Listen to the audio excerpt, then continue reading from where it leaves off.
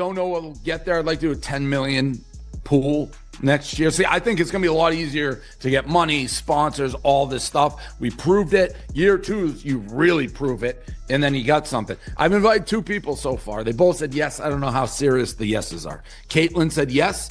Kaya Trump said yes. Those are my 2 that I've asked. Whether push comes to shove and those 2 are available. And who's making headlines? Caitlin Clark just agreed to a massive multi-million-dollar deal with Dave Portnoy, and the WNBA is officially on high alert. Portnoy invited her to take part in his huge internet golf tournament, and Clark didn't hesitate to say yes. This isn't some tiny charity scramble. We're talking about a digital event that draws 20 to 25 million viewers and could feature a prize pool as high as 10 million, while the WNBA is scrambling, still trying to figure out how to properly market their brightest star. Portnoy swooped in and secured her for next year. So here's the big question. Should Caitlin Clark continue expanding her brand beyond basketball, or is it smarter to focus entirely on dominating the WNBA? Drop your thoughts in the comments. This is a conversation that needs to happen. Let's break down what just happened, because the ripple effects are massive.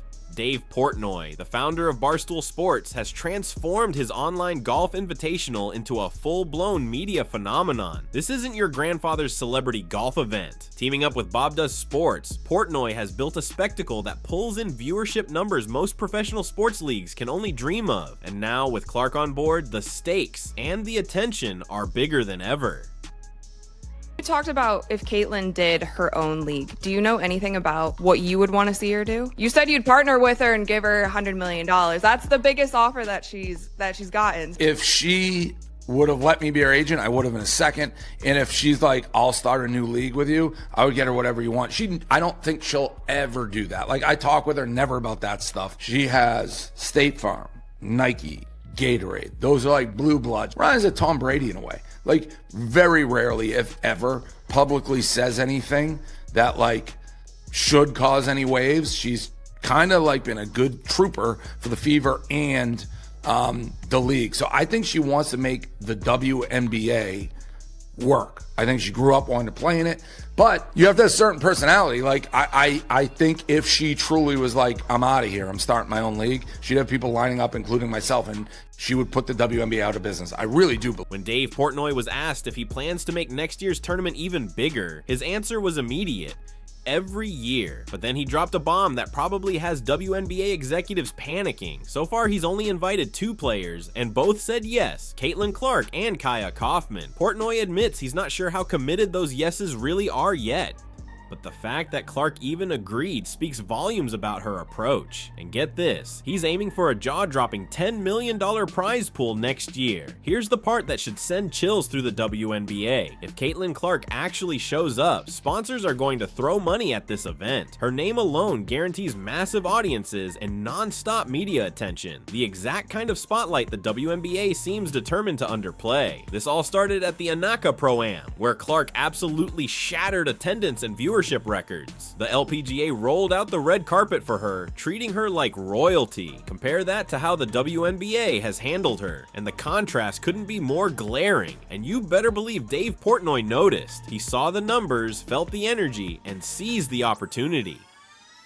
That's how you turn a moment into a media empire. I don't care what the league did 10 years ago. Or 5 years ago. That doesn't matter, and that doesn't matter in any negotiation. It's like, well, we haven't made money for 15 years, 20 years, or whatever. That doesn't matter. It is now. Like, it is now, and you have to take advantage of it now, and that's how it works. So you never know, because she is in the middle, and commissioners are always in the middle, and commissioners are always going to take the brunt of what the owners don't want to feel. And who even knows what the real numbers are? Like, when they came out, well, the owners, it's all mixed in with the WNBA, the NBA. It's super convoluted to actually figure out how much they're making, how much they're losing.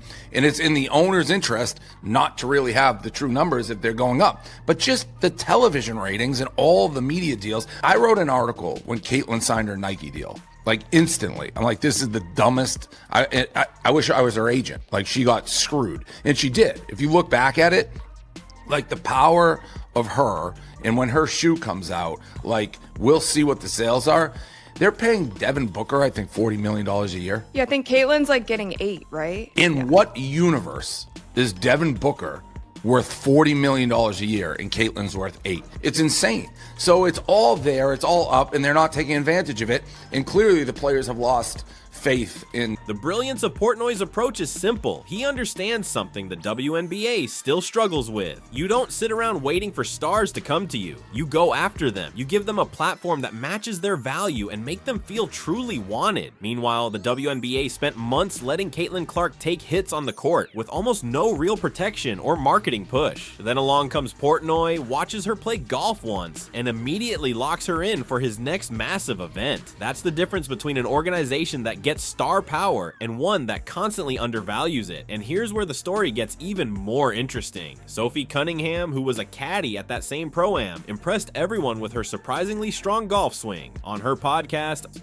she revealed she plans to take golf more seriously, inspired by Clark's passion for the game. She even hinted at an off-season trio. I think me, her, and Lexi are going to play a little more, suggesting the 3 Indiana Fever teammates might bond over golf, creating content that stretches their brands far beyond the WNBA. Now consider the numbers. Portnoy's tournament pulls in 20 to 25 million viewers. Compare that to most WNBA games, which struggle to reach even 1 million.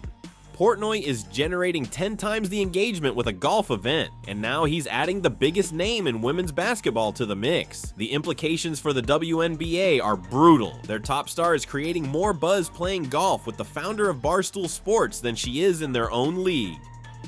This isn't a reflection on Clark, it's a marketing failure of historic proportions. The league was handed a generational talent and essentially let her get targeted by opponents while mumbling about competitive balance. Meanwhile, organizations from the LPGA to Portnoy recognize her value and treat her like the golden goose she is. Some critics will argue Clark should focus solely on basketball, but they're missing the point about modern athletes. Careers are short, injuries are always a threat, and public attention fades fast. You have to build your brand while the spotlight is on you, and Clark is burning hot right now. Golf checks every box: massive crossover appeal, low injury risk, access to new audiences, and connections with powerful people. Most importantly, it's authentic. She genuinely loves the game, and that authenticity can't be faked by brands. This entire situation is a masterclass in modern athlete branding. Success isn't about sticking to one lane. It's about creating multiple revenue streams and partnering with people who truly recognize your worth. The WNBA should be a two-way street with Clark, but right now she's delivering all the value while the league gives almost nothing in return. Every record she breaks at a golf event is a stark reminder of what the league is missing. Portnoy saw the market for Caitlin Clark was bigger than basketball, and he acted immediately. One conversation and she's locked in. Meanwhile, the WNBA has had a whole season with her and still doesn't get it. If this breakdown shows why Clark keeps dominating off the WNBA court,